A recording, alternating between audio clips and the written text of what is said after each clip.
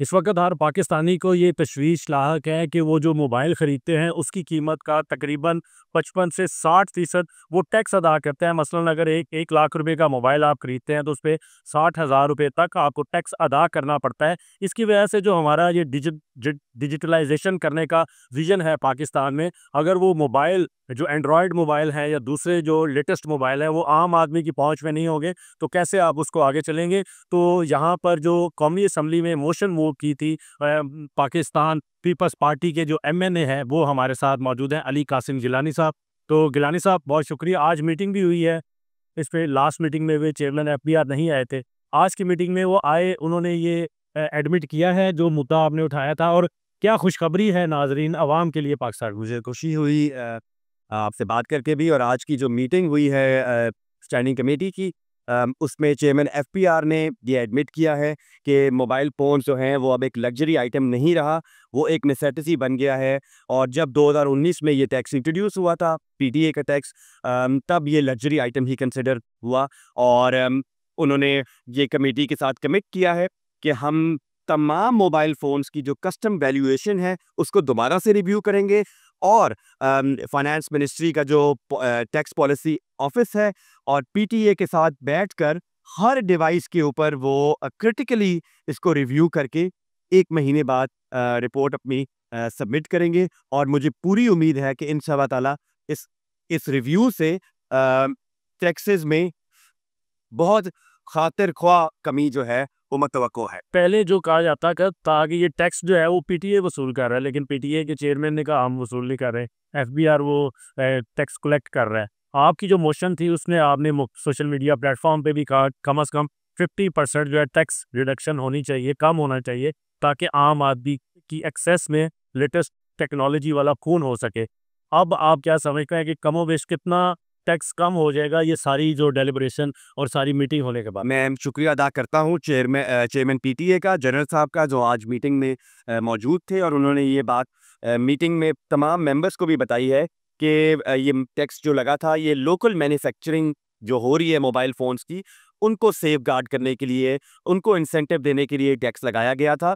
और उन्होंने आज कमेटी को बताया, जो कि मैं समझता हूँ ब्रेकिंग न्यूज़ थी, किसी को नहीं मालूम था कि सिर्फ 2% मोबाइल फ़ोन्स जो पाकिस्तान में मैन्युफैक्चर हो रहे हैं या असेंबल हो रहे हैं, वो 5G स्पेक्ट्रम को के साथ कंपैटिबल है।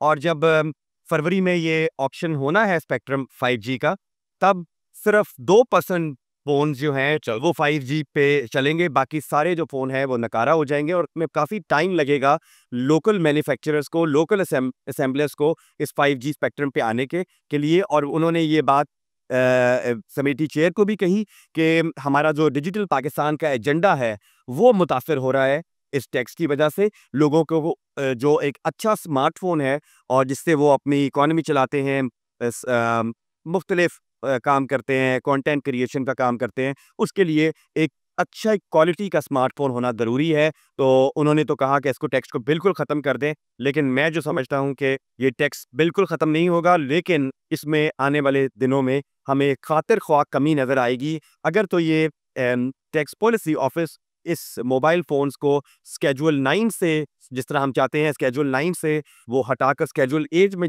डालें, इसमें कंप्यूटर्स और सोलर पैनल्स या ईवी व्हीकल्स चार्ज हो रही हैं, ताकि वो 7% जो है सेल्स टैक्स कम हो जाएगा।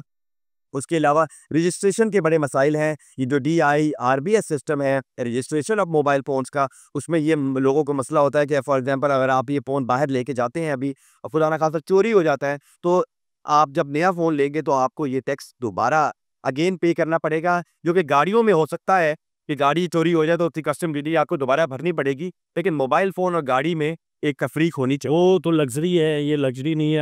आम यूज़र लो, अच्छा जो आपने कहा कि 2% लोकल मैन्युफैक्चरिंग यूज़र्स है, तो ये लो एंड कंज्यूमर्स जो है एग्जैक्टली उनका मुस्तकबिल, उसको फिर 30-35 हज़ार रुपया बदलना देना पड़ेगा नया फ़ोन लेने के लिए, जो फरवरी के बाद आप कह रहे हैं से वो 5G स्पेक्ट्रम अगर आगेगा तो ये कंपैटिबल नहीं रहेगा ये लो एंड यूज़र्स वाले जो फ़ोन है। जी हाँ, फिर उस पे गवर्नमेंट क्या करेगी, उनको कोई इंसेंटिव मिलेगा क्या? नहीं, उनको गवर्नमेंट ने उनको कहा है कि मैन्युफैक्चरर्स को, असेंबलर्स को, कि मैन्युफैक्चरिंग तो कम हो रही है, लोकल असेंबल ज़्यादा हो रहे हैं, जिस तरह सैमसंग है और दीगर कंपनीज हैं। तो उनको ये कह दिया गया है कि हम 5G स्पेक्ट्रम ऑप्शन करने लगे हैं, हम इंट्रोड्यूस कर रहे हैं, आप काइंडली अपनी टेक्नोलॉजी को, अपने फ़ोन्स को 5G कंपैटिबल करें, लेकिन ज़ाहिर है वो अपने टाइम के मुताबिक ही करेंगे। उनके ऊपर कोई पाबंदी तो नहीं है कि वो रातों-रात अपनी टेक्नोलॉजी पर रखें। अच्छा, जो 5G पे चले जाएँगे, इस मीन्स कि फिर प्राइस भी बढ़ जाएगी मोबाइल डिवाइसेज़ की। लिए हम यही चाह रहे हैं कि जो भी नया मोबाइल फ़ोन है, स्मार्टफ़ोन है, उसको लग्ज़री आइटम्स की मद में से निकाला जाए और उसको ये नेसेसिटी एक बन गया है, क्योंकि आप जानते हैं कि किसानों को मोबाइल फ़ोन की ज़रूरत है, क्योंकि अब उन तो लोन भी तो उनको मोबाइल पे ही मिलते हैं ना, एंड्रॉइड सिस्टम के साथ कनेक्ट। बिल्कुल एग्जैक्टली माहौलियाती तब्दीली के पेश नज़र किसानों को अगर आपने क्लाइमेट के हवाले से इन्फॉर्म करना है या पैटर्न्स के बारे में बताना है, वो भी स्मार्टफोन से ही आप बता सकते हैं। तो इसमें अफोर्डेबिलिटी का मामला है। स्मार्टफोन्स को अफोर्डेबल बनाने के लिए हमने ये सारी एक्सरसाइज की है और मुझे खुशी है कि FBR के चेयरमैन ने रेजिस्ट नहीं किया। उन्होंने बिल्कुल जो है वो इस बात को तस्लीम किया है कि हम इसके ऊपर रिव्यू ज़्यादा टैक्स ले रहे हैं, हमें रिव्यू में जाना चाहिए। ये कब तक आप समझते हैं इम्प्लीमेंट होए? इंशाल्लाह बहुत जल्द।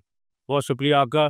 ये आपने बात सुन ली कि जल्द ही जो सार्फिन है मोबाइल डिजिटल सार्फिन उनको खुशखबरी मिलने वाली है और वो भी हाई एंड यूज़र्स की तरह जो लेटेस्ट टेक्नोलॉजी वाले मोबाइल्स हैं वो आसानी से ख़रीद सकेंगे और फ़रवरी में 5G स्पेक्ट्रम आ जाएगा तो मज़ीद पाकिस्तान जो डिजिटलाइजेशन की तरफ जाने का विज़न है उसको अबूर करने में उनको मदद मिलेगी।